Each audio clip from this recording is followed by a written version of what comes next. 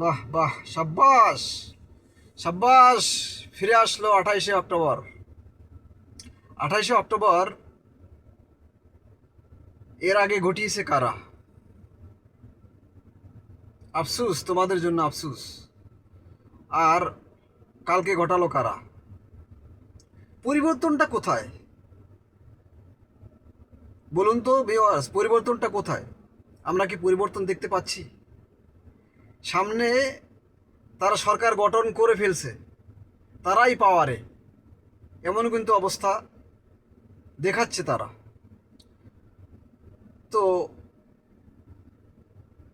এখানে মিল আছে না? তারা নির্বাচন হলেই তারা পাওয়ারে যাবে, আর বড় দল হিসেবেও তারা এখন প্রধান।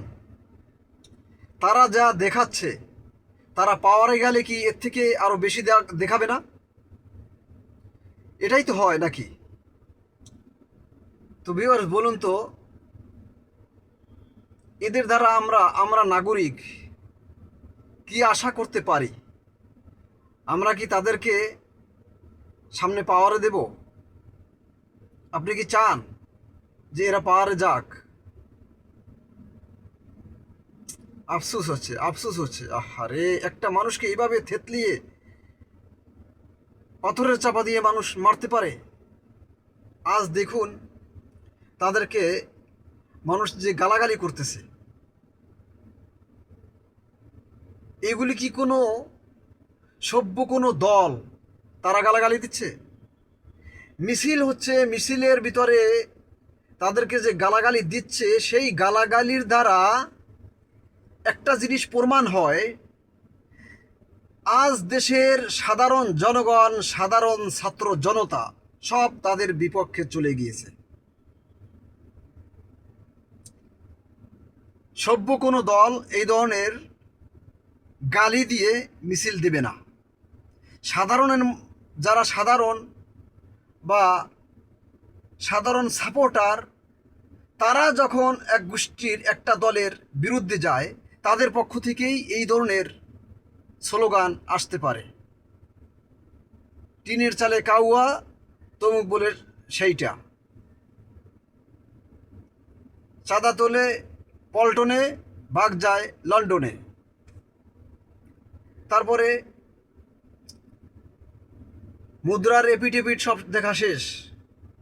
হ্যাঁ, নৌকার ধানে শীষ, দোনোটাই এক বিষ। কত ধরনের কত কথা। তো এর ভিতরে গালি দিয়ে যে স্লোগান আসতেছে, এগুলি অবশ্যই কোনো ভালো সভ্য দলের কোনো স্লোগান নয়।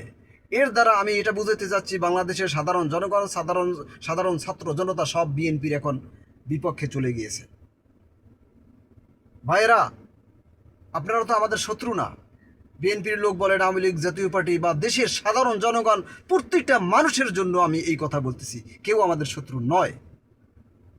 মানুষের জন্য যে মানুষের কাজ হতে পারে, সেই কাজগুলি কেন আপনারা করতেছেন না?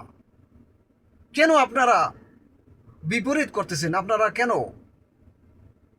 বৈষম্য বিরোধী? হ্যাঁ, আপনারা পাওয়ারে গেলে কি করবেন তার প্রমাণিত এখন দিয়ে ফেলতেছেন।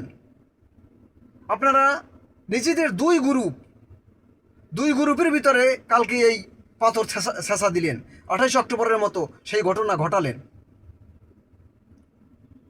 আপনারা যদি করতেনই, আপনাদের এই রাজনীতি, এটা একটা ব্যবসার পথ। আপনারা ব্যবসার পথ খুলেছেন।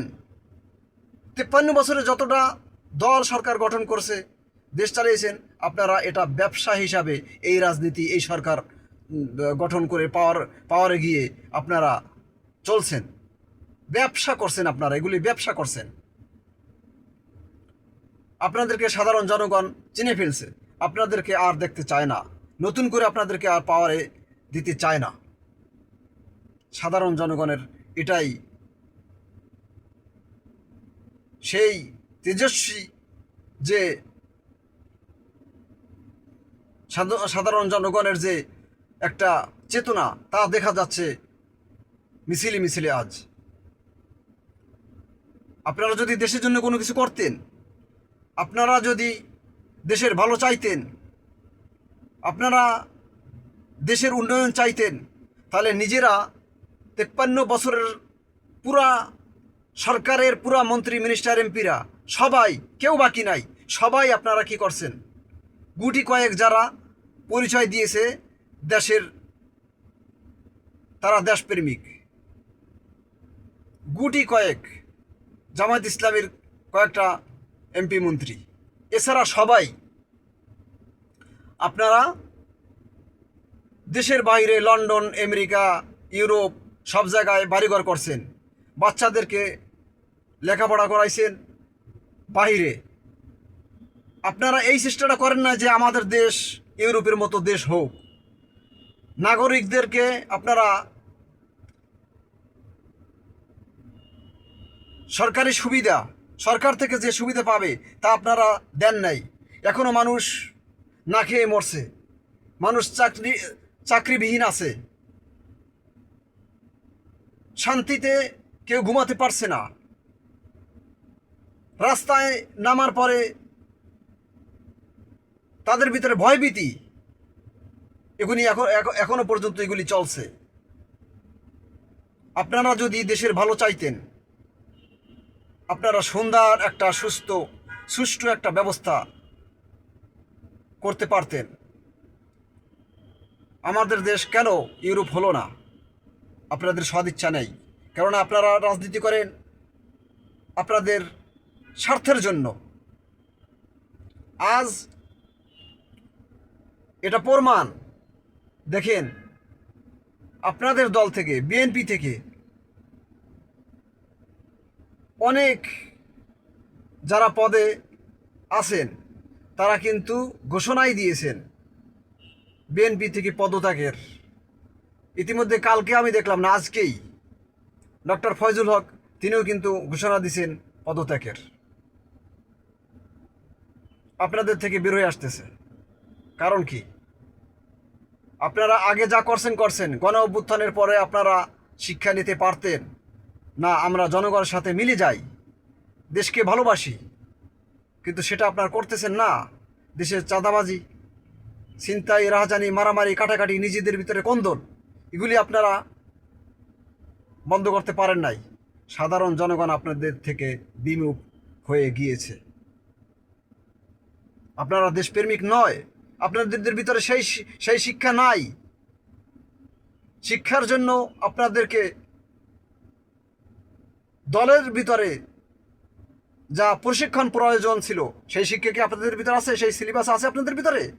বাংলাদেশের ভিতরে, বাংলাদেশে একমাত্র একটি দলের ভিতরেই আছে সুষ্ঠু সিলেবাস, সুশৃঙ্খল দেশপ্রেমিক শিক্ষা, জনগণকে ভালোবাসার শিক্ষা, জনগণের অধিকার ফিরিয়ে দেওয়ার শিক্ষা, জনগণের সরকারে গেলে জনগণকে তাদের সরকারের সুবিধা পাওয়ার জন্য যে নিয়ম নীতি হওয়া উচিত সেগুলি তারা প্রয়োগ করার যে শিক্ষা, সেগুলি বাংলাদেশের কোনো একটা দলের ভিতরে সুষ্ঠু ট্রেনিং নেই। একটি দলের ভিতরে আছে তা। সত্য বলতে কোনো কিছুই নেই, মানে মিথ্যা, সত্য বলতে কোনো ভয় নেই। যা দেখা যায় সেটাই একমাত্র জামাত ইসলামের ভিতরেই আছে সেই শিক্ষা, যেখানে আল্লাহর ভয় আছে। সরকার গঠন করতে পারলেই তারা জনগণকে